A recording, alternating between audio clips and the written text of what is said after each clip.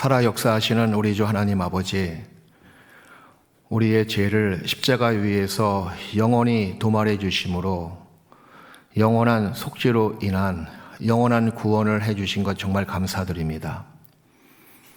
하나님의 사랑과 예수님의 은혜를 깨달은 저희들 이 땅에 잠시 잠깐 살아가면서 늘 그 은혜에 보답하는 마음으로 살기를 원합니다. 하나님께서 우리 각자에게 뜻하시는 그 모든 계획들이 우리 남아있는 생애를 통해서 온전히 성취될 수 있도록 역사해 주옵시고, 우리가 하나님의 사랑을 받은 자이기에 또 같은 사랑으로 주를 사랑하며 교회를 사랑하며 복음을 사랑하는 저희가 될 수 있도록 인도하여 주시옵소서. 또 새해를 맞이해서 또 우리 식구들 한자리에 모여 첫 주일 집회를 갖게 되었습니다. 올 한 해 주 안에서 우리의 행할 길을 알게 하옵시고, 또 우리의 마음의 서원이 주 안에서 다 성취될 수 있도록 올 한 해 축복하여 주시옵소서. 언젠간 주님 앞에 설 때 우리 각자가 칭찬과 존귀와 영광을 다 얻기에 합당한 자가 될 수 있도록 인도하여 주시옵소서. 오늘 증거되는 말씀을 통해서 우리의 마음에 주님의 은혜로 충만케 해 주옵시고, 이전보다 더 주님을 사랑하고 또 주님을 가까이 하는 귀한 시간들로 채워 주시옵소서. 우리를 언제나 사랑하시는 예수님의 이름으로 기도드리옵나이다. 아멘. 시편 63편을 보시겠습니다.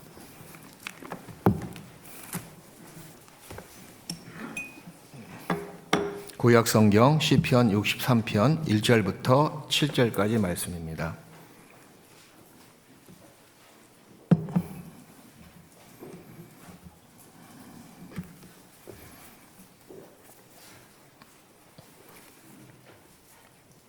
구약성경 845페이지 시편 63편 1절부터 제가 읽겠습니다. 하나님이여, 주는 나의 하나님이시라. 내가 간절히 주를 찾되 물이 없어 마르고 곰핍한 땅에서 내 영혼이 주를 갈망하며 내 육체가 주를 앙모하나이다.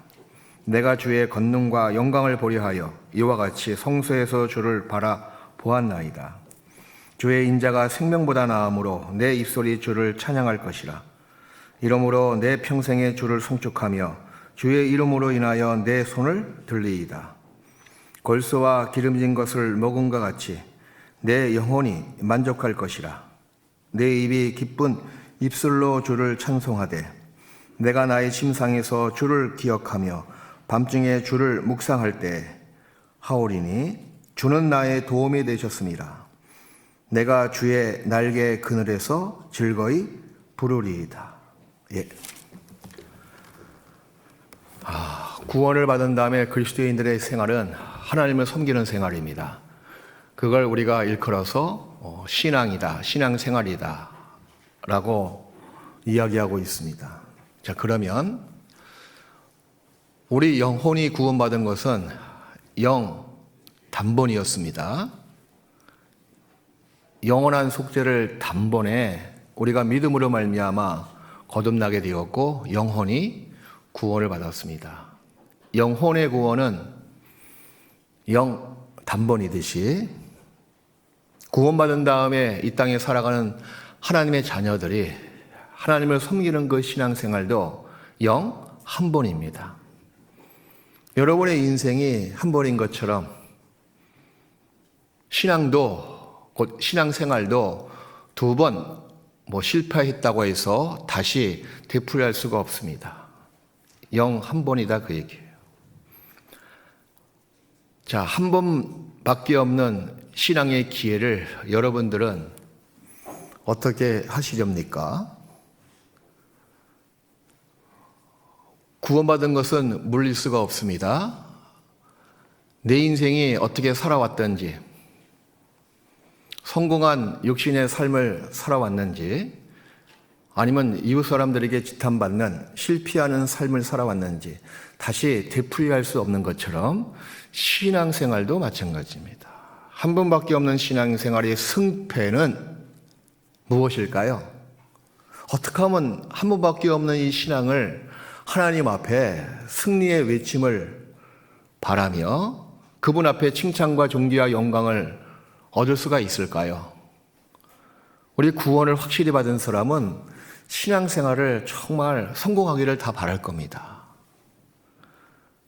근데 그 싸움이 처절한 싸움을 반드시 통과해야만 됩니다. 승리는 싸움을 통해서 얻어지는 결과물입니다. 신앙의 승패는 어디에 있을까요? 전 이렇게 말씀드리고 싶습니다. 바로 신앙의 승패는 주님의 나라와 그 의를 갈망하는, 갈급하는 마음이 있느냐 없느냐 거기에 달려 있습니다.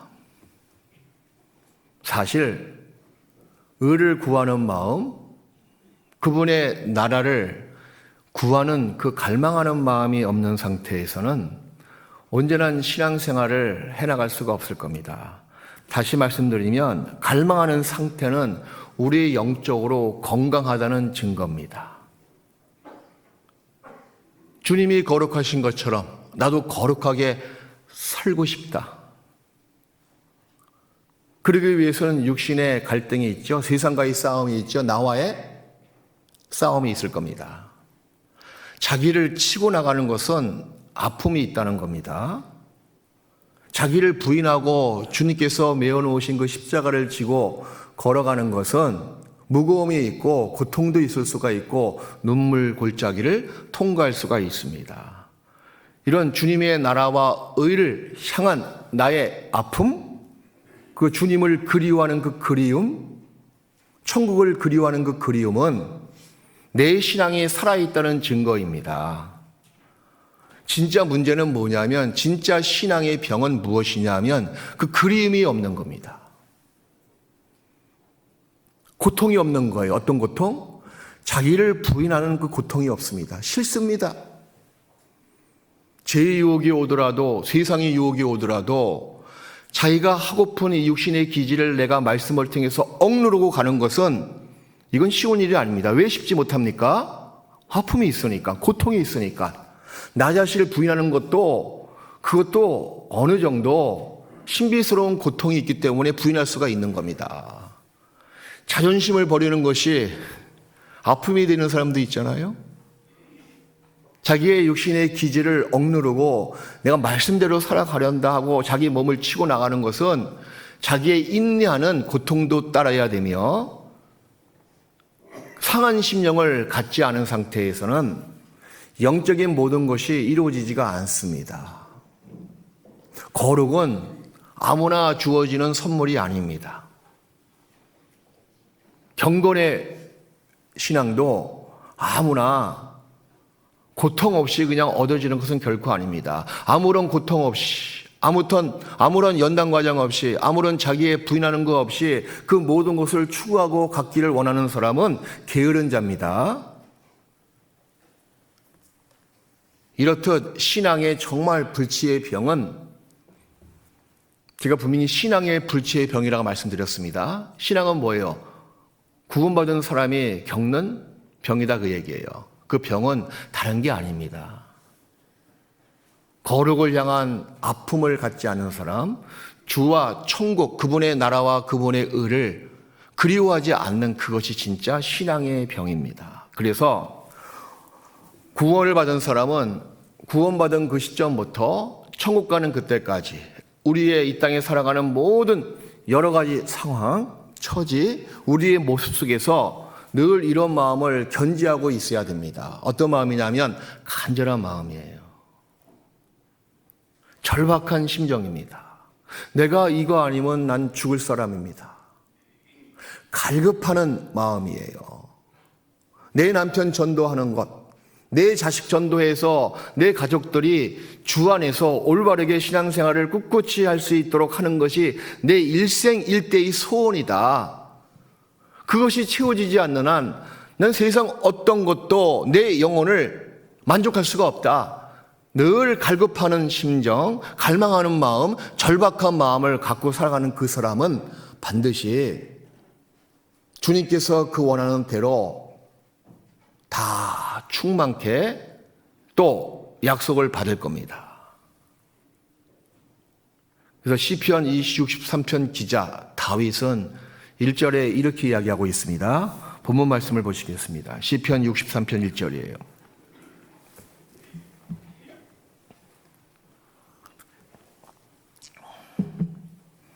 하나님이여 주는 나의 하나님이시라. 사실 이런 시편 기자는 지금 상황이 굉장히 공핍한 상황입니다. 유대의 광야에 도망치는 모습이었습니다. 사울의 창끝을 피하기 위해서 이 내일을 자랑하지 못할 정도로 아주 절박한 상황입니다. 그때 이 다윗은 이렇게 기도하고 있습니다. 하나님이여 주는 나의 하나님이시라. 내가 간절히 주를 찾되, 간절히 찾는다고 나와 있죠. 마치 어떤 모습이냐면 물이 없어 마르고 곰핍한 땅에서 내 영혼이 주를 갈망하며 내 육체가 주를 앙모하나이다. 갈망하는 마음이에요.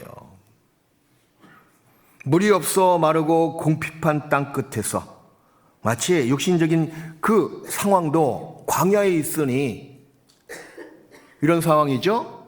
그런데 이것을 우리 마음의 영적인 상태, 우리 마음의 상태로 말씀드려도 상관이 없습니다.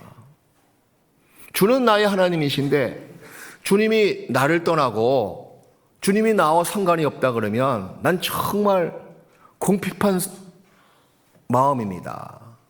주님이 나를 도와주시지 아니하신다면 내가 어디로 갈 바를 알지 못하고 목말라 축 처져서 죽어가는 어떤 광야에 널브러진 어떤 동물의 시체와 같지 않습니까? 그러니 주님 나 좀 도와달라고 하는 절박한 심정이 이 말씀 가운데 녹아져 있습니다.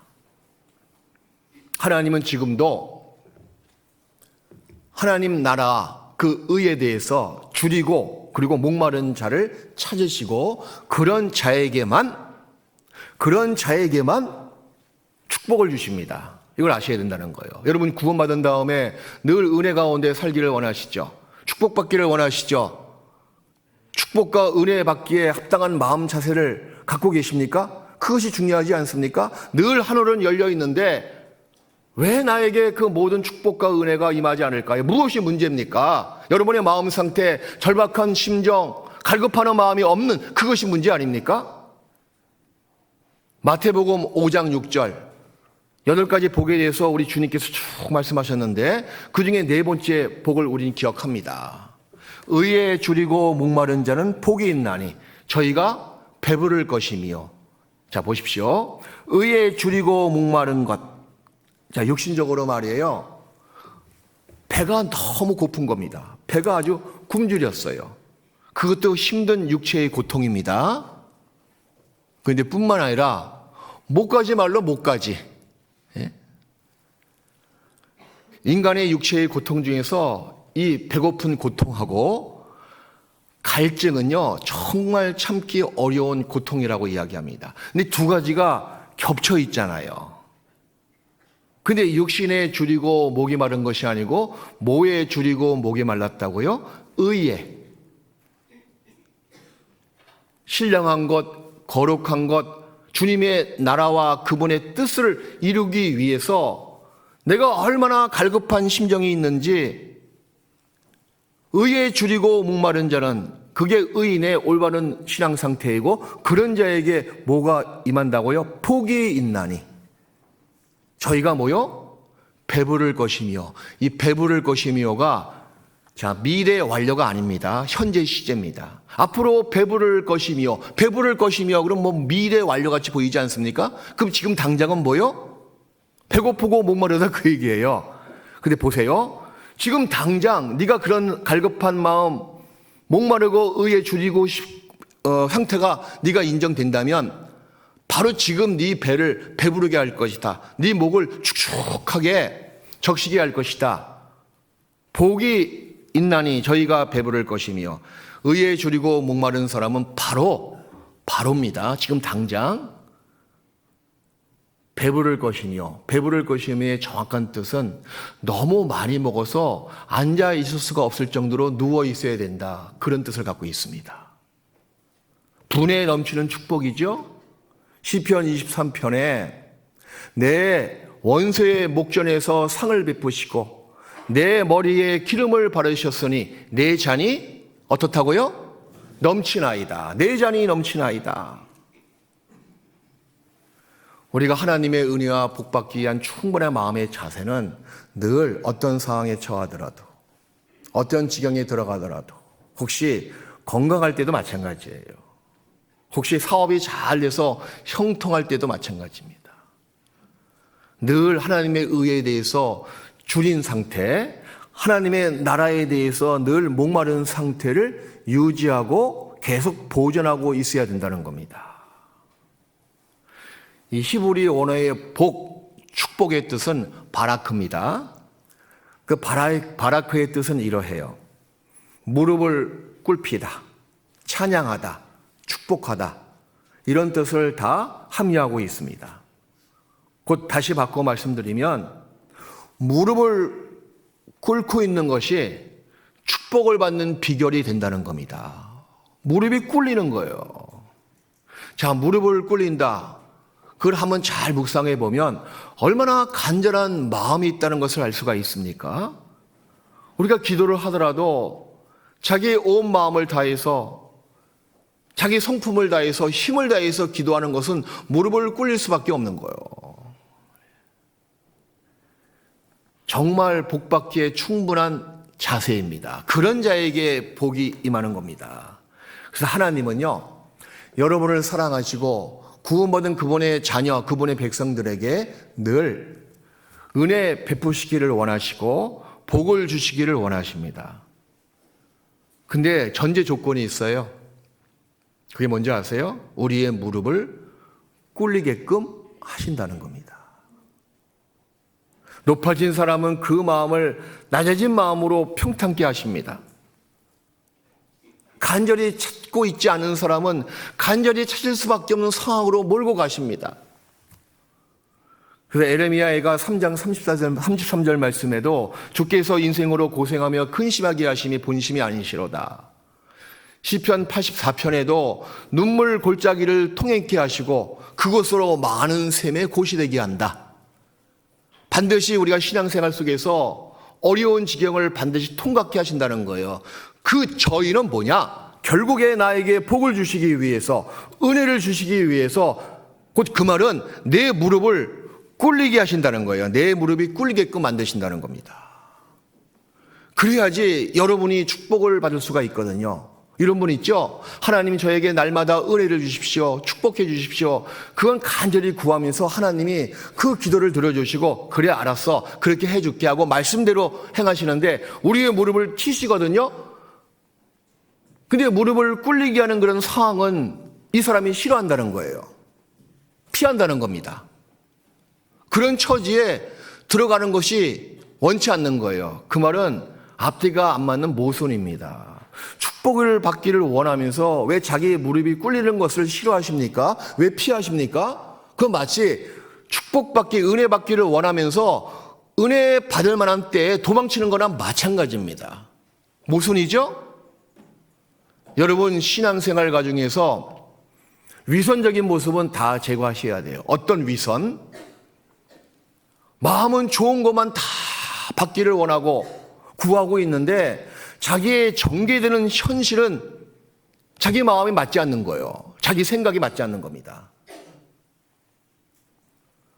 하나님은 그 전개되는 여러 가지 현실의 문제, 자식 문제, 남편 문제, 부모님 문제, 인간관계에서 내 무릎을 꿇게끔 만드시고 그 다음에 은혜를 주시려고 모든 것을 계획하셨는데 이 사람이 말로는 축복받기를 원한다고 하면서 그런 상황으로 하나님께서 인도하시니까 그것은 싫다고 도망치는 것은 그 합당치 못한 위선적인 모습이다 그 얘기예요. 여러분 그것까지도 다 여러분의 예산에 집어넣으셔야 된다는 겁니다. 하나님은 심령이 가난한 자에게 복을 주십니다. 의에 줄이고 목마른 자에게 복을 주십니다. 갈망하는 마음, 갈급하는 영혼에게 모든 것을 충만히 채워주십니다. 그래서 우리가 하나님의 곧 아버지의 축복과 은혜를 받기 위해서는요, 우리의 무릎이 꿇릴 때 도리어 감사하셔야 돼요. 아, 이제 은혜와 축복이 코앞까지 왔구나. 마지막 과정입니다. 축복을 받기 위한 마지막 과정, 처음부터 그렇게 인도하셨지만 마지막 과정이 내 무릎을 치신다는 거예요. 마음이 눌릴 때가 있습니다. 마음이 정말 낮아질 때가 있는 거예요. 여러 가지 자식 문제 때문에, 인간관계 때문에, 돈 문제 때문에, 사업 문제 때문에 마음에 큰 짐이 생깁니다. 어떤 사건을 통해서 우리 마음을 딱 치시는 경우가 있는 거예요. 시편 61편을 보시겠습니다. 그 앞에 나와 있죠. 61편 2절 4절.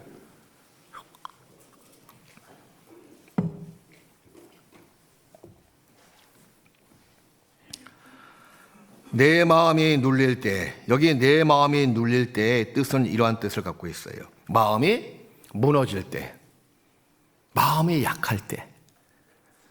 여러분 삶을 살아가시면서 여러분이 영혼이 구원받을 때도 그때 여러분 마음이 무너졌을 때입니다. 진정으로 나는 구원이 꼭 필요한 죄인입니다. 이 구원의 은혜를 베풀어 주십시오. 난 구원받지 못하면 살 여력이 없는 사람입니다. 이 죄인이 어떻게 살아갈 수가 있겠습니까? 결국에 지옥까지밖에 갈 수밖에 없는 사람인데 나를 구원해 주십시오 하고 얼마나 갈급했습니까? 그때 하나님께서는요 구원해 주셨거든요. 근데 신앙생활도 같은 원칙이 적용되는 거 아셔요? 신앙생활 속에서도 여러 가지 이 삶 가운데서 마음이 눌릴 때가 있습니다. 마음이 무너질 때가 있는 거예요. 저도 긴 세월은 아니지만 신앙생활을 쭉 해오면서 정말 여러 가지 일 때문에 마음이 무너질 때가 많이 있었습니다. 나쁜 소식을 듣고 마음이 약해질 때가 있죠. 어떤 사건, 사고의 소식을 듣고 마음이 탁 무너져가지고 마치 시편 55편인가요? 6편인가요? 다윗이 그렇게 고백합니다.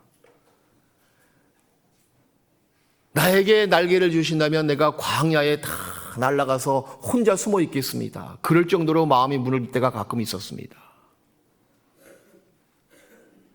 여기 나와 있지 않습니까? 내 마음이 눌릴 때, 이 말은 내 마음이 무너질 때, 약해질 때. 오늘 아침에도 마음이 무너진 사람이 있습니까? 어떤 사람의 전화 한마디 때문에, 남편의 말 한마디 때문에, 자식의 반항하는 그 말투 때문에 마음이 무너질 때가 있잖아요. 그때 여러분들은 어떻게 그 일을 대처하십니까? 무릎을 꿇어야 된다는 겁니다. 내 마음이 눌릴 때, 자 보세요. 다윗은 이때 얼마나 힘들었냐 하면 자기의 사랑하는 아들 압살롬의 추격을 받아가지고 이 사랑하는 이 아들놈이 원수가 되었잖아요. 자기의 생명을 찾기 위해서 추격을 벌이고 있는 겁니다. 도망가고 이렇게 포위당하고 도망갈 때 가장 위급한 때, 다윗 인생 중에서 가장 위급한 때가 바로 이때였었습니다. 상황적으로도 마찬가지고 이 마음은요, 생각을 해보십시오. 사울 왕에게 쫓길 때는 이 마음이 무너진 경우는 거의 없었어요. 근데 사랑하는 그 대상인 압살롬에게 쫓길 때는 상황은 두 번째고 그 마음이 얼마나 무너졌을까요? 그래. 인간의 배신, 그 10배, 100배, 1000배의 배신감을 느꼈을 겁니다. 왜? 대상이 아들이기 때문에 그러한 거예요. 바로 그때 기도하고 있는 거예요. 땅끝에서부터, 땅끝이라고 다윗은 이야기합니다. 땅끝, 절박한 처지를 말합니다. 이제 한 발 내디디면 천리 낭떠러지로 떨어지는 그 절벽 끝. 이것은 마음 상태를 이야기하고 있죠. 그죠? 절박한 처지를 이야기하고 있고 주께 부르짖으오리니 얼마나 갈급한 심령입니까? 그러니 나보다 높은 바위에 나를 인도하소서. 이런 기도를 하나님께서는 들어주시고 끝내는 정말 다윗의 그 바라는 대로 높은 바위에 다시 세우셨습니다. 그러면 하나님께서 왜 나에게 축복을 그냥 주시지 왜 나의 무릎을 꿇리게 하실까? 왜 그런지 아세요?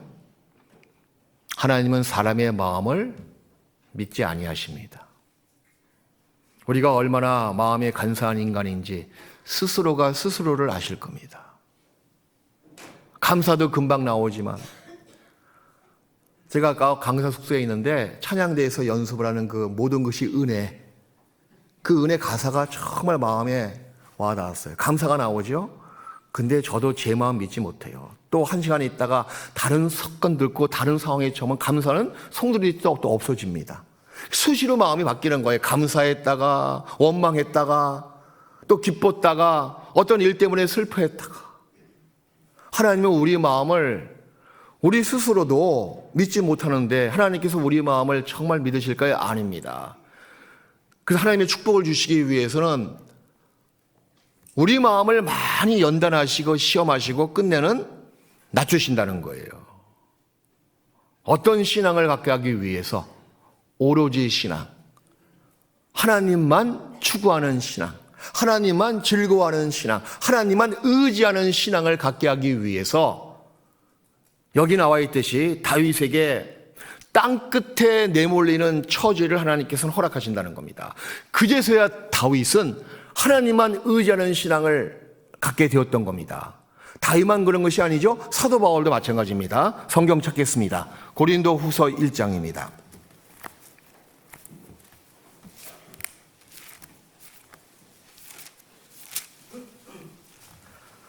고린도 후서 1장, 복음을 전하다가 사도 바울은 여러 가지 시련, 여러 가지 어려움, 여러 가지 위험 속에 처해 있었습니다.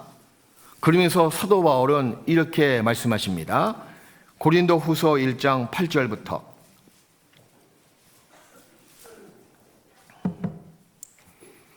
형제들아, 우리가 아시아에서 당한 환난을 이 에베소 지역에서 골로새 지역에서 그 여타 많은 지역에서 당한 환난을 너희가 알지 못하기를 원치 아니하노니, 자 보십시오. 심해에 지나도록 심한 고생을 받아 살 소망까지 모여 끊어지고. 이거 보세요. 얼마나 절박한 처지에 내몰렸습니까? 마음이 무너질 대로 다 무너진 상태잖아요. 살 소망이 없어진 거예요.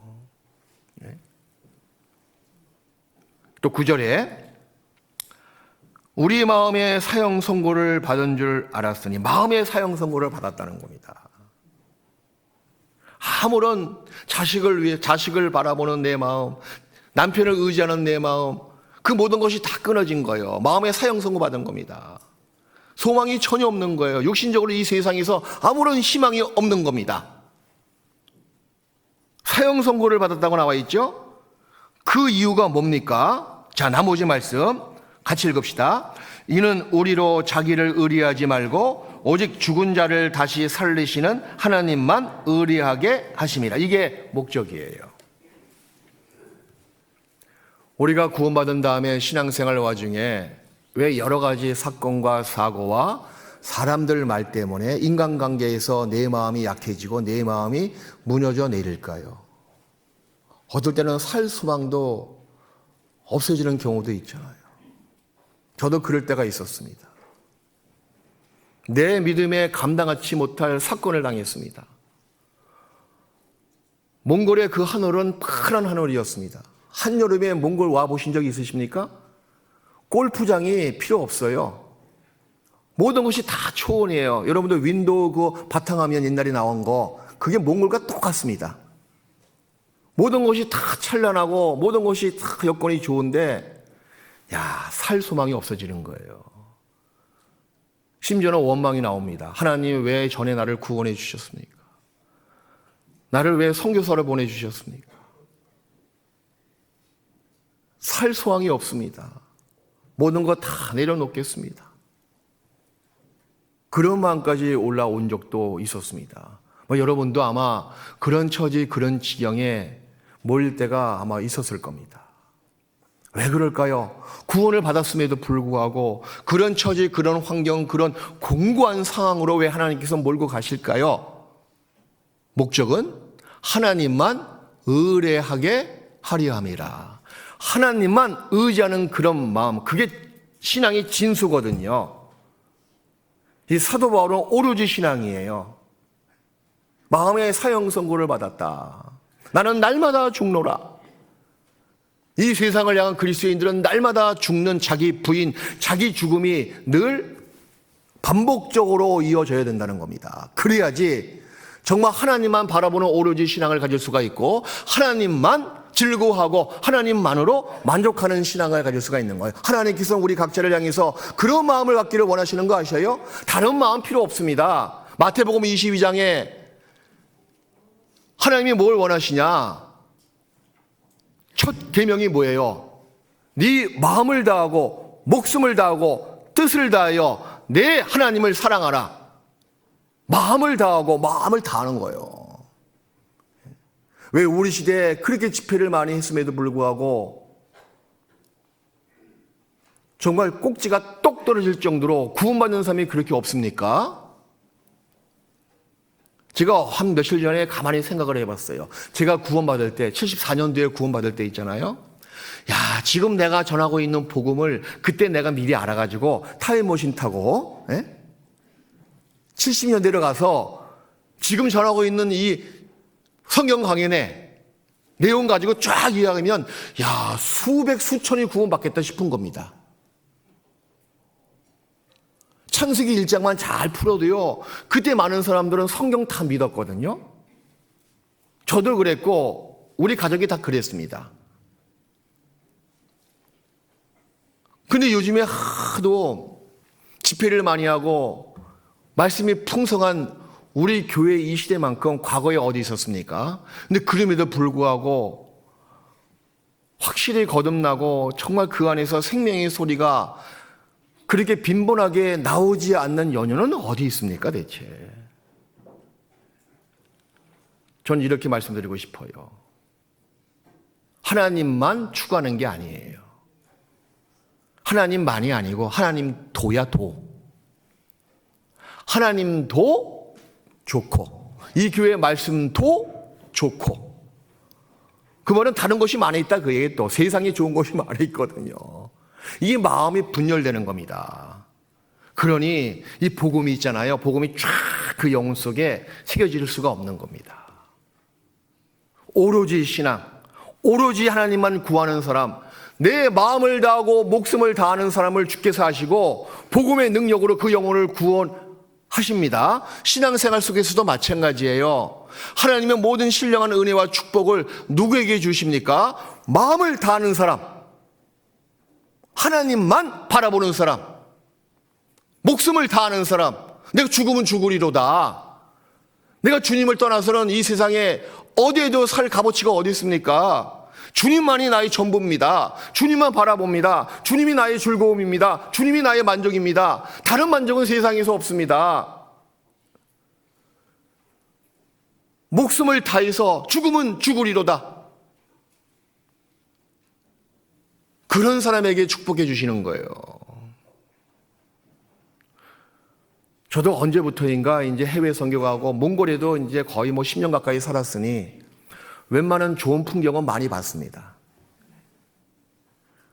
그리고 후원께 맡아가지고 유럽, 미국 많이 갔다 왔어요. 근데 갈 때마다 이제 거기 계신 분들이 이렇게 이제 건의하잖아요. 여기 좋은 데 있으니까 한번 보고 오자고. 어디 갔다 오자고. 그러면 저는 되도록 안 갔으면 좋겠어요. 이 전도 집회 나와도요, 저는 방콕이에요, 방콕. 근데 여기 이제 주인 되시는 분들이 좀 아쉬워하니까 좀 좋은 데 있는데 같이 모시고 가서 보기도 하고 맛있는 거 사드리고 싶은 마음을 내가 충분히 압니다. 그래서 마지못해, 제가 보기에는 마지못해 이제 가긴 가는데 봐도요, 늘 전 실망이에요. 마음에 만족하는 것이 없는 거예요. 그래서 어저께도 우리 집사님들이 저를 영접해가지고 밤에 이제 여수 밤바다가 그렇게 유명하다면서요? 그래서 쭉 돌산대교 주변에서 저기가 여수 밤바다 이렇게 봤어요. 밤바다가 그 밤바다지 뭐 그렇게. 난 거기 들어가서 밤바다 보고 거닐고 그런 건 내 취향이 아니에요. 언제부터인가 그렇게 눈이 바뀌더라고. 물론 이제 아주 맛있게, 정말 맛있더라고요, 음식은. 배부르게 정말 먹고. 근데 이렇게 보면, 그래, 이 세상에 아무 좋은 곳이 있다선 치더라도 내 눈에 족할까? 내 기회에 정말 족할까? 성경은 그렇지 않다고 말씀하시잖아요. 우리는 하나님밖에 없습니다, 여러분. 우리 영혼의 정말 안식과 기쁨과 그리고 만족은 그 하나님의 은혜밖에 없습니다. 그것을 여러분들은 얼마나 갈망하십니까? 얼마나 갈급하십니까? 그런 것이 거의 희미하고 끊어지면 여러분들은 이 세상에서 살 맛이 없으십니다. 그런 심정을 가지고 살아가셔야죠. 하나님의 축복을 갈망하는 야곱을 보십시오. 자, 야곱이 말입니다. 얼마나 두려운지 몰라요. 20년 만에 자기 가축과 사랑하는 가족들을 끌고 자기 아버지의 땅으로 이제 탁 들어가잖아요. 가나안 땅 들어가게 되었습니다. 쭉 들어가는데 그 20년 만에 들어가니 얼마나 그 마음이 떨리고 얼마나 간절하겠어요. 근데 앞에서 자기 형 에서가 400인들을 끌고 온다는 거예요. 그 야곱이 얼마나 무섭겠어요, 그죠? 얼마나 두렵겠어요. 그 야곱의 행하는 그 준비하는 모습 보십시오. 정말 야곱처럼 치사한 인간이 없는 거예요, 그죠? 가축을 앞장 세우고 그거 치면 그 다음에 자기 마음에 사랑하는 그 순번, 먼 순번대로 쭉 세우잖아요, 그죠? 그 맨 뒤에 누구만 남습니까? 요셉과 자기밖에 안 남는 거예요. 근데 그날 밤에 천사가 나타납니다. 야곱이 얼마나 그 두려운 상태에서 갈망하는 마음을 갖고 있었는지 천사와의 씨름을 통해서 우리가 알 수가 있습니다. 창세기 32장을 보시겠습니다. 에서에 대한 두려움, 오직 하나님만 갈망할 수밖에 없는 그 야곱이 그런 마음을 갖게 되었던 겁니다. 창세기 32장 25절.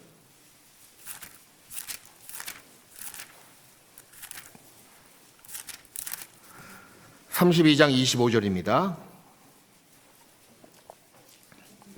하나님의 사람인데 나중에 천사라고 나와 있습니다. 그 하나님의 사람과 야곱이 씨름을 합니다. 24절부터 보세요. 야곱은 홀로 남았더니 어떤 사람이 날이 새도록 야곱과 씨름하다가 그 사람이 자기가 야곱을 이기지 못함을 보고 얼마나 간절한 마음을 야곱이 갖고 있는지 야곱을 이기지 못한다는 거예요. 야곱의 환도뼈를 치매, 야곱의 환도뼈가 그 사람과 씨름할 때 위골되었더라. 환도뼈가 어떤 뼈냐면 이 엉덩이 뼈를 이루고 있는 어떤 부분입니다. 거기를 탁 친 거예요. 골반을 형성하는 뼈, 이 몸의 가장 중심되는 부분입니다. 그것이 어긋나고 부서지면요 절 수밖에 없는 거예요. 그러므로 이 환도뼈는 그 사람 야곱의 힘과 야곱이라는 사람의 정체성 그리고 생명을 상징하고 있는 뼈이기도 합니다. 그걸 위골시켰더라. 위골은 뭐냐면 완전히 부서뜨리게 만들었다 그 얘기예요. 부서져 버렸습니다. 그 다음에 보십시오. 26절에 그 사람이 가로되 날이 세려하니 나로 가게 하라. 야곱이 가로되 당신이 내게 축복하지 아니하면 가게 하지 아니하겠나이다. 야곱은 사실 축복을 그렇게 바랬던 겁니다. 앞에 큰 두려움이 있기 때문에 하나님의 도움이 없으면 축복이 없으면 나는 살 소망이 없습니다 하고 그 천사와 씨름하는 목적은 이길 수 밖게끔 간절한 마음을 갖게 한 목적은 뭐냐면 축복을 얻기 위해서. 근데 보십시오. 이기지 못하는 거 분명히 알았는데 바로 축복해 주는 것이 아니잖아요. 그 전에 어떤 조건이 있었습니까? 어떤 과정이 있었어요? 환도뼈를 쳐버린 거예요. 그 뒤에 28절부터 보겠습니다. 그 사람이 가로되 내 이름을 다시는 야곱이라 부를 것이 아니요 이스라엘이라 부를 것이니 이는 내가 하나님과 사람으로 더불어 겨루어 이기었음이니라. 29절 같이 읽읍시다. 야곱이 청하여 가로되 당신의 이름을 고하소서. 그 사람이 가로되 어찌 내 이름을 묻느냐 하고 거기서 야곱에게 축복한지라. 결국에 축복을 받았습니다. 환도뼈가 으스러지는 위골된 다음에 축복을 받은 거예요. 우리의 생애도 마찬가지입니다. 축복을 그렇게 바라십니까? 그럼 하나님께서는 우리의 그 갈급하는 마음, 갈망하는 마음을 이길 수가 없으셔요. 저버릴 수가 없으십니다. 이 천사가 씨름해서 야곱을 이기지 못하더라. 우리의 간청하는 거 있지, 하나님께서는 무시하지 못하신다는 거예요. 왜? 우리를 사랑하시기 때문에. 간절히 바라는 것, 갈급하는 심정을 가지고 우리가 부르짖는 그 간구는 하나님께서 반드시 들어주십니다. 근데 조건이 있는 거예요. 전제 과정이 있는 거예요. 혹시 내가 하나님 보시기에 높아진 것이 있으면 그거부터 부인하고 그거부터 하나님께서는 부수려 트리신다는 겁니다. 자기 자아가 아직 남아 있습니까? 자기의 고집이 남아 있습니까? 자기 생각이 다 있습니까? 근데 이거만큼은 내가 버릴 수가 없어, 내가. 자기 의가 남아 있습니까? 자기라는 이런 죄인의 기질이 숨어 있습니까? 하나님께서 그것을 위골시켜 주신다는 거예요. 부스려뜨리게 만드신다는 겁니다. 하나님은요, 누구라도 다 사용할 수가 있으신 분이시지만 자아가 강한 사람, 자기 생각이 강한 사람, 자기 주장이 많은 사람은 결코 사용할 수가 없으십니다. 하나님은 부스려뜨려진 사람을 통해서 역사하십니다. 그래서 우리가 하나님의 그 축복과 은혜를 받기 위해서는 우리의 생애 가운데 하나님께서는 늘 간섭하시면서 어떤 부분에 대해서는 아주 위골시켜 주신다는 거예요. 부스려뜨려 버리신다는 겁니다.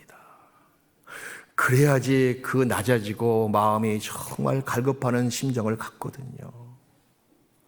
그래야지 부서져야지 자연스레 주님을 향하는 나의 갈망과 갈급을 주님께서는 다 보시고 그제서야 축복해 주십니다. 이런 속담이 있어요. 필요가 늙은 아내로 하여금 바쁘게 걷게 만든다. 필요가 정말 이거 아니면 죽겠습니다.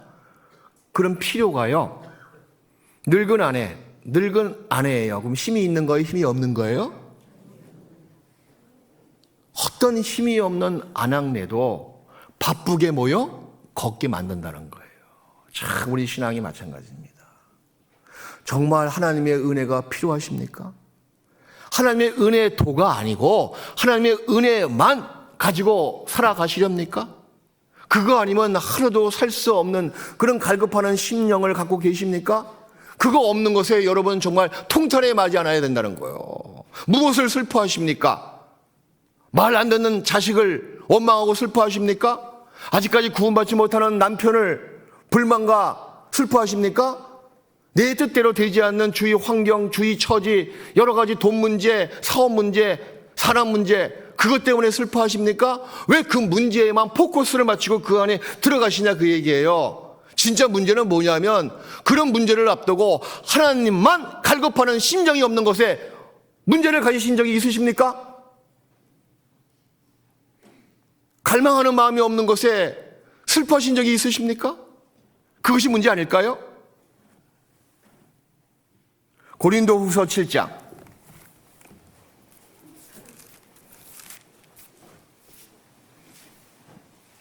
11절을 보시겠습니다.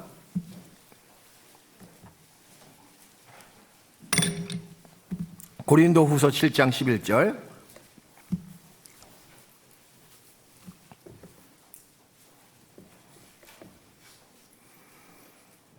(10절부터) 하나님의 뜻대로 하는 근심은, 신약성경 293페이지입니다. 10절. 하나님의 뜻대로 하는 근심은 후회할 것이 없는 구원에 이르게 하는 회개를 이루는 것이요, 세상 근심은 사망을 이루는 것이니라. 11절 보십시오. 보라, 하나님의 뜻대로 하게 한 이 근심이, 같이 읽읍시다. 너희로 얼마나 간절하게 하며 얼마나 변명하게 하며 얼마나 분하게 하며 얼마나 두렵게 하며 얼마나 사모하게 하며 얼마나 열심 있게 하며 얼마나 벌하게 하였는가. 너희가 저희에 대하여 일절 너희 자신의 깨끗함을 나타내었느니라. 얼마나 7번 나와 있는 거예요. 이거 얼마나 간절한 마음의 표현입니까? 여기 처음에 얼마나 간절하게 하며, 얼마나 네가 간절하냐 그 얘기예요. 에? 거룩하게 살기 위해서 네가 얼마나 그것을 추구하고 있느냐. 네 남편이 구원받기 위해서 정말 네가 무릎을 꿇고 이거 아니면 죽겠습니다 하고 갈망하는 마음, 갈급하는 마음을 가지고 정말 하나님께 나왔느냐. 네가 얼마나 네가 간절하냐. 우린 그런 마음이 없는 것을 스스로가 한번 회개할 필요가 있습니다. 그래서 하나님의 나라와 의를 향한 나의 갈망은 부드러운 갈망이 아니에요, 사실은. 기분 좋은 갈망이 아닙니다. 그 반대되는 고통스러운 열망이 됩니다. 다시 시편 63편 1절에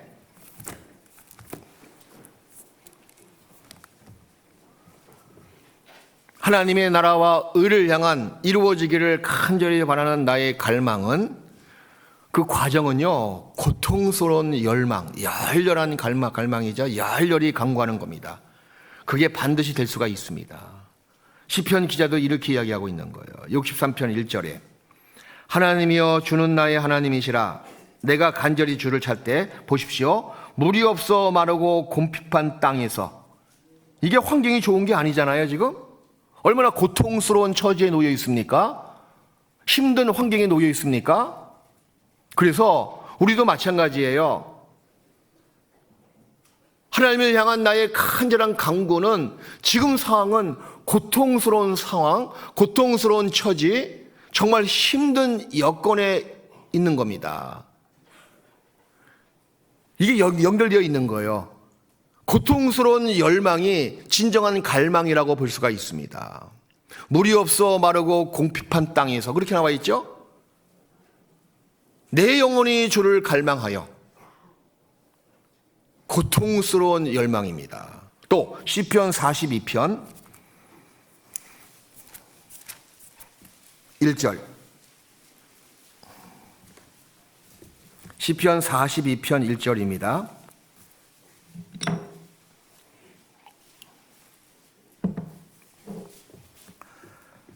하나님이여 사슴이 시냇물을 찾기에 갈급한 같이 내 영혼이 주를 찾기에 갈급하니이다. 2절에 내 영혼이 하나님 곧 생존하시는 하나님을 뭐 한다고요? 갈망하나니. 애절한 갈망입니다. 절박한 마음입니다. 모든 통증을 뛰어넘게 구하는 마음이잖아요. 모든 통증, 모든 공고한 처지를 뛰어넘는 뜨거운 열망이 바로 성경에서 이야기하고 있는 그리스도인의 갈망이다, 그 얘기예요. 내 영혼이 하나님 곧 생존하신 하나님을 갈망한다. 근데 이번에 처지를 보십시오. 고려 자손의 시인데요, 42편 1절에 하나님이여 사슴이 시냇물을 찾기에 갈급한 같이. 갈급의 뜻은요, 목이 마른 듯이 몹시 조급하고 바란다, 그 뜻이에요. 갈급. 뭐 늦지막게 되면 되지, 뭐 언젠간 시냇물 나오면 먹으면 되지, 그런 상태가 아닙니다. 지금 당장 목을 축이지 못하면 죽는다. 조급한 마음이잖아요. 이 사슴은요, 일정 기간 갈증이 왔을 때 물을 찾지 못하고 마시지 못하면 죽는 짐승이라고 합니다. 마치 사슴이 시냇물을 찾기에 갈급한 같이 내 영혼이 주를 찾기에 뭐요? 갈급하나이다. 몹시 조급하고 이거 아니면 안 됩니다. 빨리 해주셔야 됩니다, 하나님 하고 바라는 거예요. 이런 갈망하는 자, 하나님의 나라와 의를 갈급하는 자에게는 반드시 하나님께서 채워주셔요. 배부르게 먹여주십니다. 그 시편 63편 5절에 오늘의 본문이죠, 그 뒤에 나와 있습니다. 시편 63편 5절에 이렇게 나와 있습니다.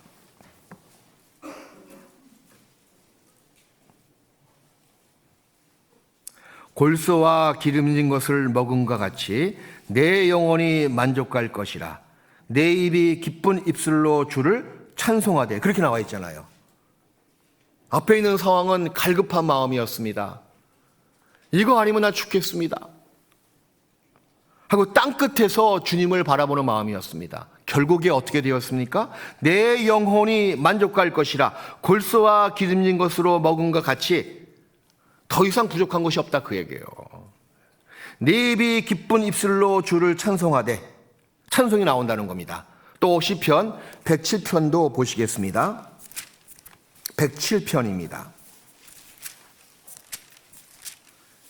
시편 107편 9절.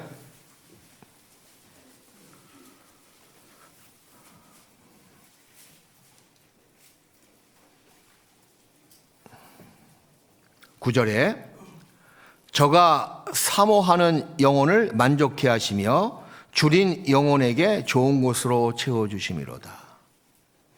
우리의 준비된 상태가 나와 있죠. 줄이고 사모하는 마음을 가져야 된다는 거예요. 그런 자에게 만족해 하시고 또 줄인 자에게 채워주신다고 약속해 주시는 겁니다. 그래서 하나님의 나라와 의를 정말 간절히 구하는 자, 쉽게 말씀드리면 제한 짓고 살고 싶잖아요. 어떻게 하면 오늘도 제한 짓고 내 외적인 세상과의 싸움에서 이길고 외적인 죄의 유혹으로부터 내 마음을 어떻게 하면 지킬까? 또 내 속에서 스물스물 올라오는 그 죄의 더러운 정욕들, 안목의 정욕들, 이생의 자랑을 내가 어떻게 하면 내가 짓지 않고 내가 이기고 살아갈 수가 있을까? 물론 나의 힘으로 하기가 어렵습니다. 그러니 할 수 있는 최후의 명쾌한 해답은 주님밖에 없잖아요. 주님이 도와달라고, 주님의 거룩함을 내 안에 만들어주시고 주님의 성품을 내 안에 심겨달라고, 주님이 도와달라고, 주님께 갈망하는 자에게는 죄도 이길 수가 있습니다. 여러분의 힘으로서는 백전백패일지 몰라도 주님의 능력을 힘입고 그분의 모든 것을 채우심을 받는 사람은 백전백승입니다. 자기 마음도 지킬 수가 있고 점점점 주님이 거룩하신 것처럼 거룩으로 나갈 수가 있는 거예요. 내외적으로 오는 죄의 유혹도 이길 수가 있습니다. 무엇이 문제입니까? 쉽게 자포자기에 빠지는 것이 문제 아닙니까? 몇 번 해봤거든요. 근데 넘어졌어요. 계속 얽매이는 쉬운 죄에 또 넘어지고, 무거운 죄도 있지만 쉬운 죄에 또 넘어지고, 또 말만 꺼내면 누굴 미워하고 판단하고 이 마음속에는 악한 정력이 올라오고, 이런 모습을 주님께서는 정말 싫어하는 거 아심에도 불구하고 이거 어찌할 수가 없다. 나는 죄인이야. 그래. 어쩔 수 없어. 내가 하는 한계가 여기까지야 하고 스스로가 한계에 갇혀가지고 지레 자포자기에 빠지는 사람은 늘 그 신앙이 그 신앙이에요. 그런데 그럼에도 불구하고 이러니 하나님만 바라봅니다. 하나님의 거룩을 나한테 주십시오 하고 갈급하는 마음, 열렬히 간구하는 그 마음, 그런 줄인 자에게 채워주십니다. 자, 보세요. 예수는 하나님께로 나와서 우리 안에 있습니다. 우리도 예수님께서 나와서 예수님의 의가 나의 의가 되고 그분의 거룩하심이 나의 거룩함이 되고 그분의 구속하심이 나의 구속함이 되는 거예요. 내가 무슨 의롭겠습니까? 이게 구원받고 나서 신앙생활을 하다 보면 한 가지 깨달아지는 것이 있어요. 내 안에는 의로운 것이 아무것도 없다. 내 안에는 거룩 근처도 가지 못할 정도다. 죄인 중에 괴수가 많다. 얼마나 처참한 죄인인지 모르겠습니다. 처음엔 몰랐어요. 근데 더 주님을 가까이 하고 주님께 나가면 나갈수록, 그 말은 뭐냐면 주님께 무릎을 꿇고 주님 도와달라고 외치면 외칠수록 더 내 자신을 보면 내 자신은 형편없는 죄인 중에 계세요. 정말. 그러니 주님의 의가 필요하잖아요. 그러니 주님의 거룩함이 필요하지 않습니까? 그러니 주님의 구속함이 필요하잖아요. 내가 만드는 것은 아닙니다. 주님이 주셔야 된다는 거예요. 내가 할 일은 뭐냐면 그 주님의 거룩함과 의로움과 구속함을 절체절명의 순간에서 이거 없으면 난 죽습니다 하고 간구하는 마음을 갖는 것이 내가 해야 할 일이에요. 주시든지 안 주시든지 내가 할 일은 뭐냐면 난 줄인 영혼입니다. 나는 의에 대해서 배고픈 영혼입니다. 나 좀 채워주시고 나를 만족해 주십시오. 그것은 우리가 외칠 수 있는 거 아닙니까? 그런데 반드시 채워주세요. 제한 짓고 살아갈 수가 있습니다. 점점 더 힘을 얻어가지고 세상을 이길 수가 있고 죄의 유혹도 이길 수가 있고 그 하나님만 더 크게 보일 수밖에 없는 신앙을 가지실 겁니다. 그래서 구원을 받은 사람은 하나님의 은혜와 축복을 땅끝으로 끌어내릴 수가 있습니다. 어떤 자에게? 갈망하는 자에게만. 하늘에 있는 하나님의 모든 능력과 축복과 은혜를 땅끝에까지, 바로 내 마음속까지 끌어내리게 하는 사람은 누구냐? 갈망하는 자예요. 갈급하는 심정입니다. 그런 자가 바로 하나님의 의로운 성품으로 배부를 것이고 그분의 거룩으로 충만케 될 것이며 그분의 도움으로 늘 만족하게 될 겁니다. 부족함이 없는 거예요. 여호와는 나의 목자시니 부족함이 없으리로다. 어느 교파의 성경에 참 아주 정말 이단은 이단인 것 같아. 그 성경에 그 말씀이 이렇게 나와 있어요. 여호와는 나의 목자이시니 부족함이 없으리로다가 우리 성경이고요. 아쉬움이 없으리로다. 이게 뭐야? 아쉬움? 이게 약간 좀 이상하지 않습니까? 어감이? 부족함이 없으리로다. 그게 원래 성경인데 그럼 뭔가 만족에 한치도 어긋나지 않는다 그 뜻이잖아요. 근데 아쉬움이 없다. 아쉬움. 이게 뭐야 그럼? 정말 여호와는 나의 목자가 되시기 때문에 내가 간구하는 촉축마다 그 모든 매사마다 풍족이 채워주시고 내 잔이 넘치게 해주시는 분이기 때문에 부족함이 없으신 분이십니다. 그래서 구원을 받은 사람은 늘 주를 향해서 갈망하는 마음으로 살아가셔야 됩니다. 우리 시대에 그 옛날 요한계시록 마지막 교회 라오디게아의 교회의 그런 신앙을 갖고 있으면 안 됩니다. 우리 여수교회도 마찬가지고 여수교회의 그 지체들 여러분의 각 지체 신앙도 라오디게아의 그 신앙처럼 미지근한 신앙을 갖고 있으면 결코 안 된다는 거예요. 왜 미지근하게 바뀌었습니까? 제가 말씀드렸잖아요. 예수님만 돼야 되는데 예수님 도도 된다는 거예요. 뭐가 섞이는 그런 마음을 갖는 겁니다. 분열되는 마음이에요. 그러니까 그 신앙이 오로지 신앙이 아니고 미지근한 신앙, 이것도 좋다는 신앙으로 바뀐다는 겁니다. 요한계시록 3장을 보시겠습니다. 그런 영적인 상태가 돼서는 결코 안 됩니다. 요한계시록 3장 7개의 교회 중에서 7번째 교회 라오디게아 교회의 신앙 상태가 나와 있고 예수님께서는 그것을 신랄하게 정말 내 입에서 토하여 내친다라고 말씀하실 정도로 비판하셨습니다. 판단하셨습니다. 요한계시록 3장 17절 말씀입니다.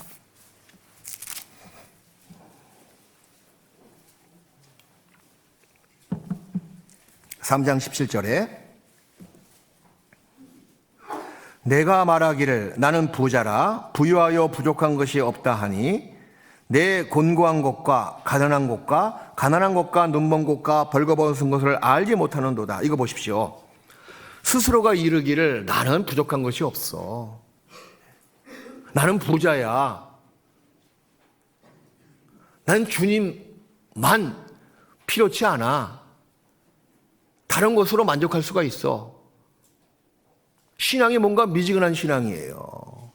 그러니 우리 시대에 구원받지 못한 불신자들이 구원받기가 어려운 겁니다. 하나님 보시기에는 정말 가난한 자거든요. 공고한 자거든요. 부자는 무슨 부자야? 벌거벗었거든요. 또 눈이 안 보이는 시각장애인이거든요. 근데 스스로가 이르기를 뭐라고 나와 있습니까? 나는 부자라. 나는 부유하여 부족한 것이 없다. 그런 신앙을 갖고 있으면 안 돼요. 내가 뭘 잘못했냐?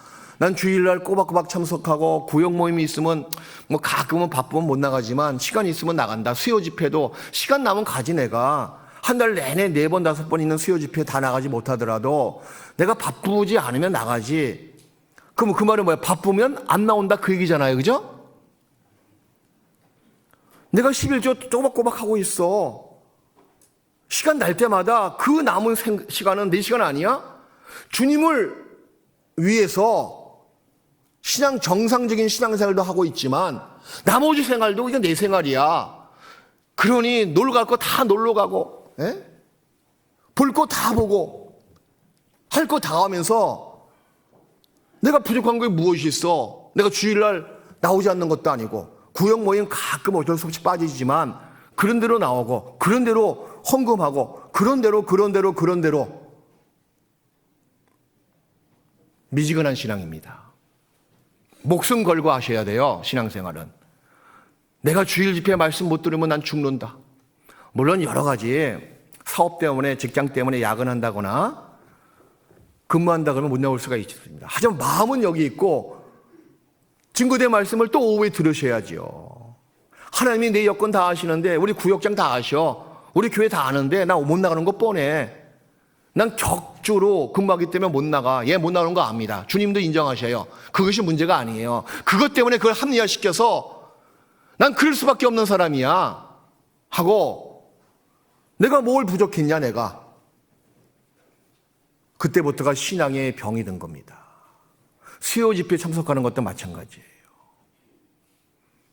어렵죠. 밤에 또 어르신들, 나이 드신 형제님, 자매님들은 오기가 어렵죠. 충분히 인정합니다. 근데 그 마음이 어디가 있습니까? 나는 못 나가.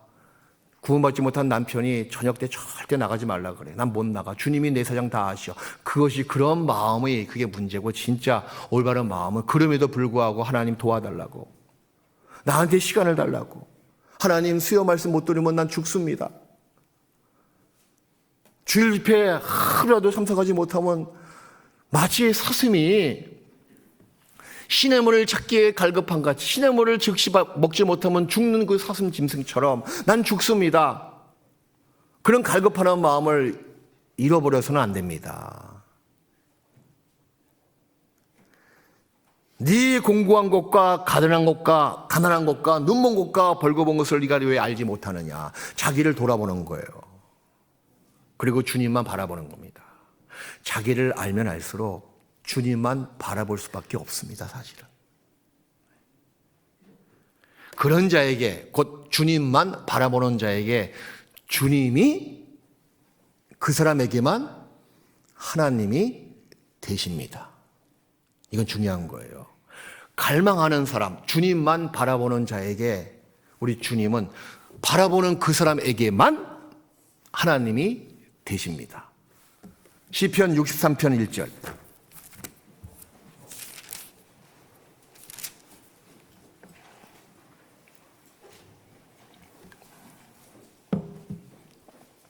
시편 63편 1절에 보세요. 하나님이여 주는 나의 뭐요? 야, 이게 맞아요. 하나님이여 주는 나의 하나님이시라. 어떤 전도인이 하나님이 아니에요. 옆에 있는 구역장이 하나님이 아니에요. 문제는 뭐냐면 나의 하나님이 되셔야죠. 네? 나의 하나님이 되셔야죠.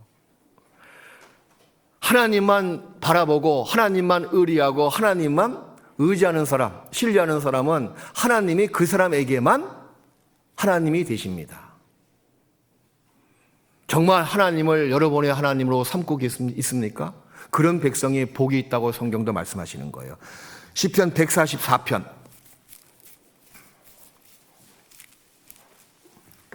시편 144편 끝절입니다. 15절.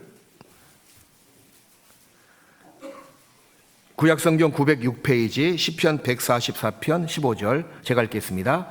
이러한 백성은 복이 있나니, 같이 읽읍시다. 여호와를 자기 하나님으로 삼는 백성은 복이 있도다.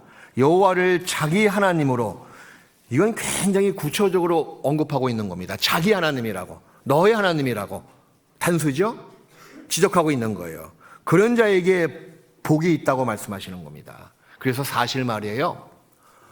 이렇게 주님과 의를 갈망하는 자의 신앙은 결국 그 신앙이 거칠의 허구가 아닙니다. 그게 신앙의 진수가 된다는 겁니다.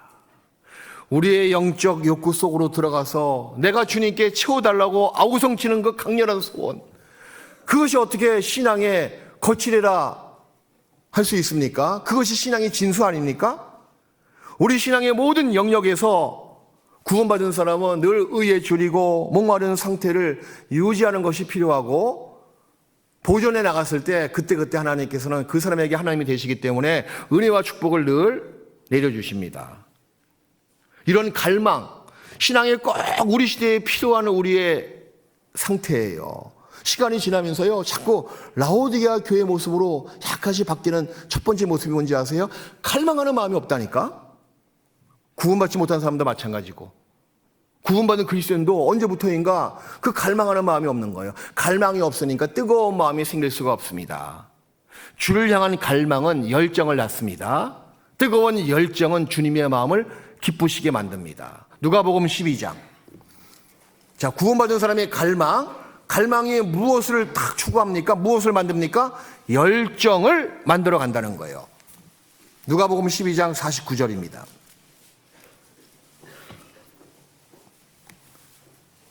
12장 49절에 내가 불을 땅에 던지러 왔노니 이 불이 이미 붙었으면 내가 무엇을 원하리요? 주님이 가장 원하시는 소원이 뭔지 아세요? 불이 이 땅에 붙기를. 불이 땅에 붙기를. 뭐 이 지구 땅덩어리를 불태우기 위해서 주님이 오셨을까? 그런 뜻은 아니잖아요. 그죠? 이 불이 이미 땅에 붙었으면 내가 무엇을 더 원하리요? 이 불은 뭐예요? 복음의 불, 사랑의 불입니다. 그 불이 땅에 붙었으면 이 땅은 무엇을 이야기하고 있습니까? 우리 마음을 이야기하고 있는 거예요. 우리 마음에 붙었으면 그 복음의 불씨가 네 마음에 붙어가지고 활활 타오르면 내가 무엇을 더 원하리요?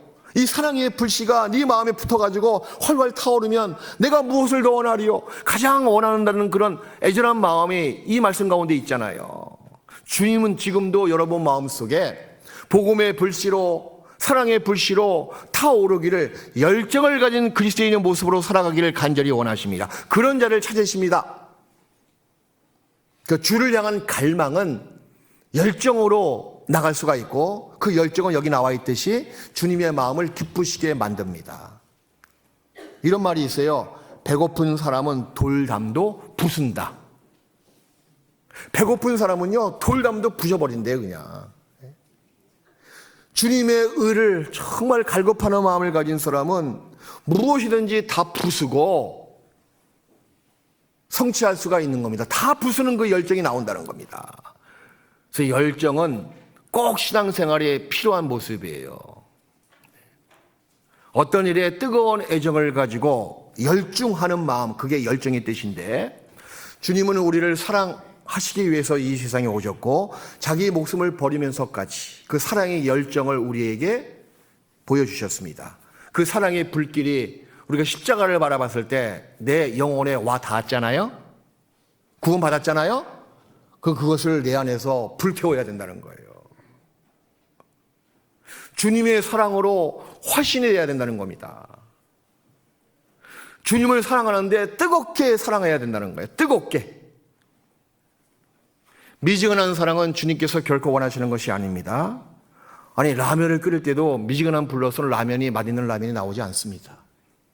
뜨거운 불에 끓였을 때 라면이 맛있죠. 그죠? 또 라면 얘기하니까 배가 살살 고프기 시작해요. 하물며 라면 하나 끓이는 것도 미지근한 불로서 끓이면 맛이 없듯이 우리의 이 신앙을 뜨거운 열정을 가지고 불태웠을 때 하나님께서는 기쁘게 받으신다는 겁니다. 복음을 향한 열정. 내 가족 오래 전도하지 못하면 난 죽으련다. 뭔가 그렇게 갈망하는 마음이 있어야죠. 그러면 행동도 뜨겁게 바뀔 수밖에 없습니다. 아니, 배고픈 사람은 돌담도 부순다 그랬는데 내 남편, 내 자식 영혼을 주님께 구원시키는 그 일에 열정을 갖고 있으면 무엇이 문제가 되겠냐는 거예요. 이 복음은요, 불로 많이 표현해요. 불은 뭐예요? 따뜻하게 만들고 또 사람 마음에 얼어붙은 그 마음에 녹아지게 만들고 위로와 격려를 주는 것이 불의 역할입니다. 근데 불은 또 뭐도 갖다 줍니까? 열과 빛도 갖다 준다는 거예요. 열과 빛. 그 에집트 속담에 이런 속담이 있어요. 빛을 등에 짊어진 사람은 화상도 감수해야 된다. 왜? 빛은 열도 같이 있는 거거든요. 복음이 불이라 그러면 이 불은 빛도 있지만 열도 같이 있는 거예요. 그러니까 복음을 짊어지고 뜨겁게 살아가는 사람은 화상도, 그 고난도 임한다는 겁니다. 복음과 함께 고난을 받으라 그랬잖아요. 복음을 사랑하는 마음, 고난도 능히 감수할 수 있어야 된다는 겁니다. 무엇이 감수하게 만듭니까? 뜨거운 열정이, 불같은 열정이. 비록 복음을 내가 등에 지었고 화상을 입었지만 그걸 끝까지 지고 나갈 수가 있는 거예요. 그럴 때 여러분의 소원이 주 안에서 이루어질 겁니다. 남편도 구원받고 여러분의 열정을 본다는 겁니다. 여러분의 간절한 마음을 본다는 겁니다. 구원받지 못한 남편, 자식들만 보는 게 아니에요. 주님도 보신다는 겁니다. 그리고 구원받고 한 피와다 한 몸이란 형제자매를 얼마큼 사랑하십니까? 그냥 대충 미지근하게 사랑하십니까? 성경은 그렇게 나와 있지 않습니다. 뜨겁게 사랑하라고 나와 있잖아요. 베드로전서 1장.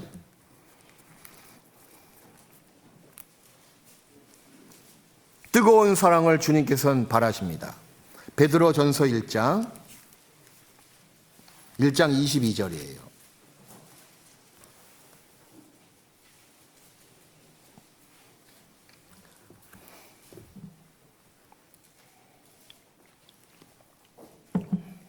너희가 진리를 순종함으로 너희 영혼을 깨끗하게 하여, 같이 읽읍시다. 거짓이 없이 형제를 사랑하기에 이르렀으니 마음으로 뜨겁게 피차 사랑하라. 피차, 서로, 나와 상대방, 그 피차 아닙니까? 서로 사랑하라. 근데 어떻게 사랑하라? 뜨겁게. 그러니 형제가 모이는 곳에 갈 수밖에 없는 거예요. 거기 뜨거운 사랑이 있거든요. 그 뜨거움이 나를 다 이끕니다.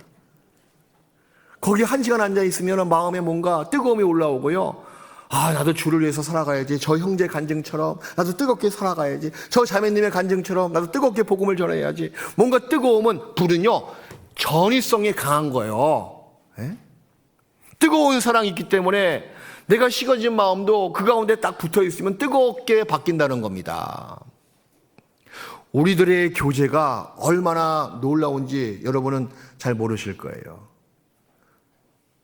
한 번은 이런 경우가 있습니다. 제가 어디 집회하고 있는데, 이제 먼저 교회 이제 전도인들이 저 좀 보고 싶다고, 또 가까운 데 있으니까 저 인사를 오겠다는 거예요. 근데 집회가 끝나고 와야 될 거 아니에요. 10시 이후에 올 수밖에 없습니다. 밤.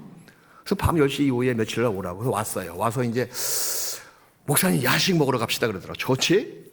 오래간만에 야식 먹으면 누구한테 혼나지만 아무튼 오래간만에 갔어요. 근데 갔는데 그 동네에 유명한 맛집이 쫙 있고 다 술집이거든요. 10시 이후에 다 술 팔지요. 그래서 거기 들어가서 딱 남자 3명이서 먹는데 10시 이후에. 근데 주인 보기엔 이 양반들은 술을 절대 안 먹네? 술을 팔아야지 이게 장사가 되는데. 근데 음식은 엄청나게 많이 시키는 거예요. 그때 뭘 먹었지? 곱창을 먹었네 아무튼. 곱창집 큰 술꾼들이 많이 오잖아요. 그래서 술을 안 먹으니까 또 음식도 얼마큼 빨리 먹는지 모르겠어요. 금세 또 시켜서 먹고 또 시켜서 먹고. 주위 사람들이 우리를 이상하게 보더라고. 저 사람들은 외계에서 왔어? 계산하고 나가는데요, 우리가 우리 보기에도 좀 이상해. 주인이 그래, 뭐 하시는 분들이에요? 어떻게 술을 한 잔도 안 드시고 사이다나 한 컵씩 드시고 나가셔요, 그래? 이상하게 본대. 그래서 끝내는 물어봐요. 저 전화 누구한테. 뭐 하시는 분이에요? 해서 우리가 나가면서 딱 한마디 했습니다. 목사. 이거 보면서 우리끼리 정말 우리 참 놀라운 사람들이다. 우린 정말 세상 사람이 아니야. 저 외계에서 건너온 사람들 맞아. 또 우리들의 그 이야기를 이방인들이 들어보십시오. 얼마나 유치한지 몰라요. 아무것도 아닌 거 가지고 낄낄거리고 웃고, 자미하고 다툼한 것 가지고 서로 머리 막대고 고민하고 있고.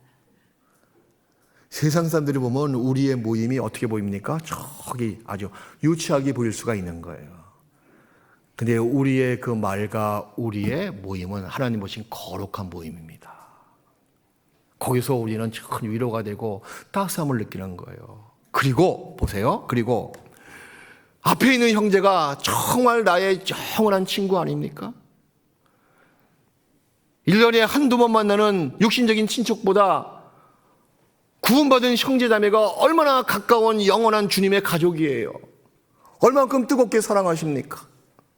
동기간의 우애는 그렇게 뜨겁게 서로 위해주고 있는데 교회 안에서 형제자매의 그 우애와 그 사랑이 얼만큼 뜨거우십니까? 마음을 다해서 정말 뜨겁게 사랑하셔야 돼요. 네? 여러분을 위해서 전심으로 하나님께 기도하는 사람이 누굽니까 대체? 여러분의 형제, 육신적인 형제예요? 아닙니다. 혹시 여러분의 어머니는 혹 그렇게 기도할 수가 있을 것 같아요. 나머지 많은 사람들은 정말 여러분을 위해서, 여러분의 아내와 여러분의 가족의 행복을 위해서 마음을 다해서 누가 기도하냐? 그 세상에 그런 사람이 어디 있습니까? 그런데 우리 구원받은 형제들은, 자매들은 정말 나를 위해서 이렇게 많은 분들이 기도해주고 있잖아요. 그것이 사랑 아닙니까?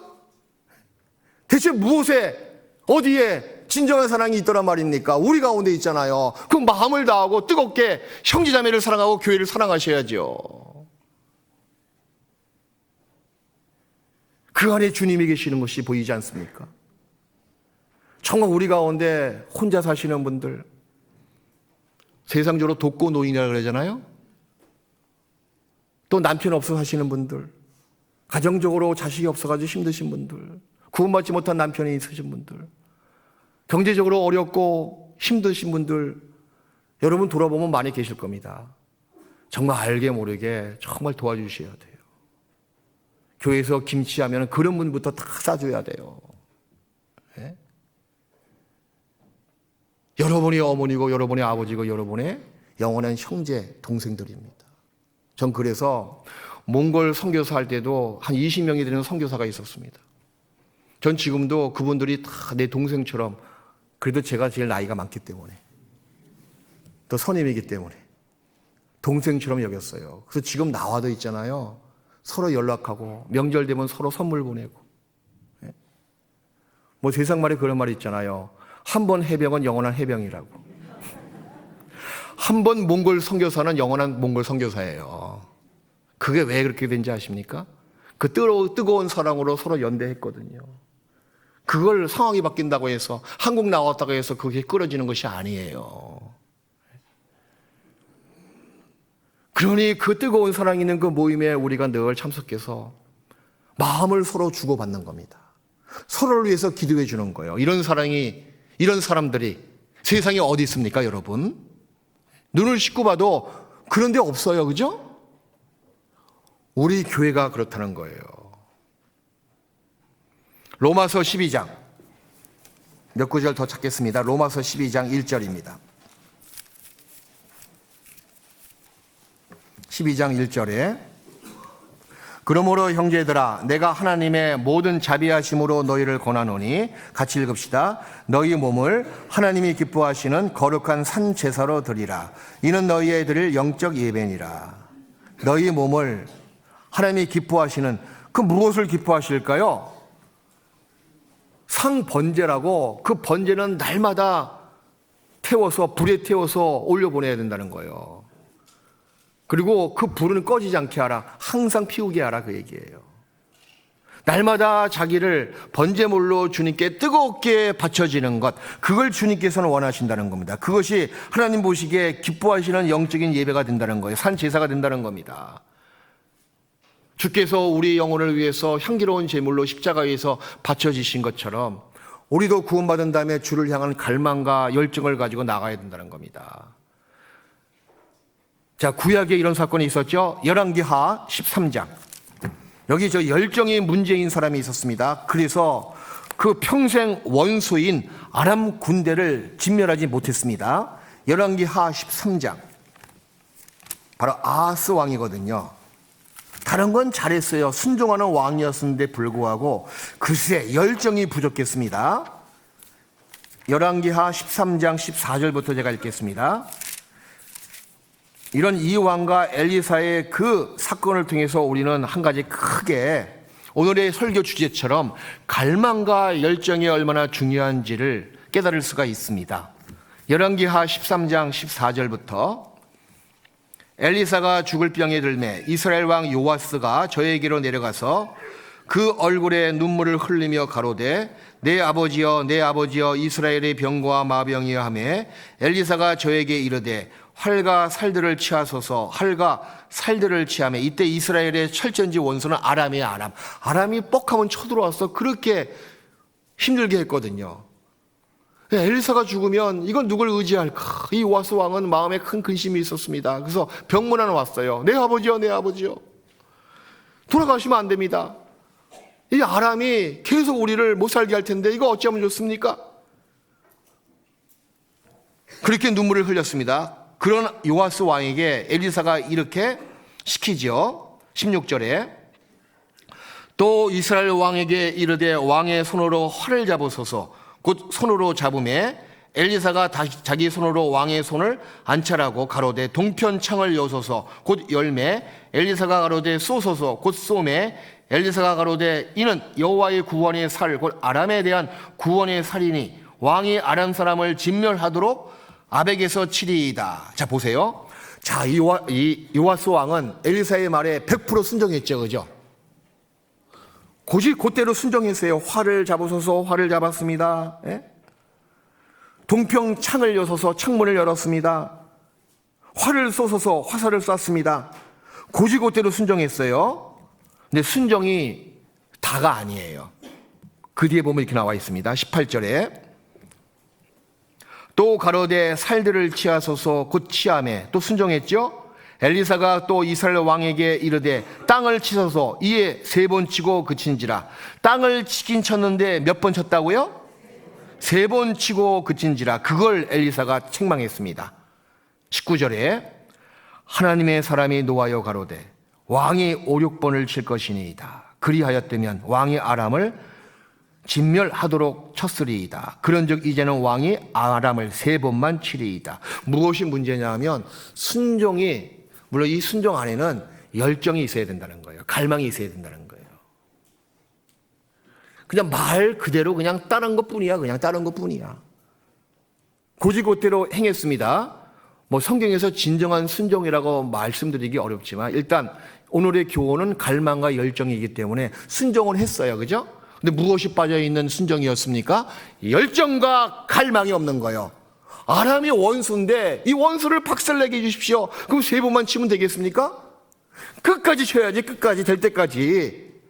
그런 모습을 이 엘리사는 요아스 왕을 본 겁니다. 별로 툭툭툭 갈망도 없고 갈망이 없으니까 열정도 없는 거예요. 여러분이 지금 갖고 있는 영적인 소원들이 있습니다. 아직까지 구원받지 못한 가족, 아직까지 더 성장하고 부흥해서 이 여수 지역에 더 많은 들을 영혼 전도해서 주님께 인도하는 그 교회의 일, 말씀의 견고하게 세워지고 전도가 밖으로 더 흥왕하고 안으로 더 뜨겁게 사랑하고 여러분의 거룩한 교회의 원한이 있잖아요. 원한, 간절함이 있잖아요. 간절한 소원들이 있잖아요. 그것이 이루어질 때까지 계속 쳐야 된다는 거예요. 이 요아스 왕은 3번만 친 겁니다. 갈망도 없고 정말 원수를 완전히 진멸하게끔 그런 원하는 마음이 없었던 거예요. 굉장히 신앙이 소극적인 거예요. 더 나가서 적극적으로 완전히 박살내야 되겠다 그런 원한도 없고, 원한이 없으니까 열정도 없잖아요.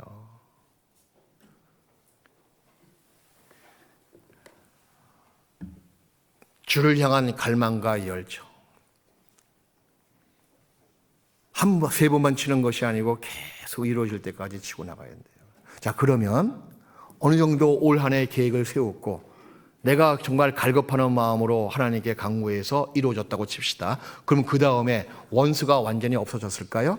그 다음에 어떤 대상을 위한 간절한 그런 갈망하는 그런 내용이 없을까요? 그렇지 않습니다. 이 갈망은 끝이 없는 거예요. 의를 향한 갈망은 이 의가 이루어졌으면 다른 의가 보인다는 겁니다. 거룩이 이루어졌으면 더 다른 일을 위해서 살아갈 수밖에 없는 거예요. 예? 이 땅에 살고 있는 모든 그리스도인들은 계속 갈망과 열정을 가지고 3번만 툭툭툭 치고 끝내는 것이 아니고 그것이 치면 다른 열정이, 다른 갈망을 위한 내용들이 있거든요. 그것을 위해서 계속 치고 나가는 거예요.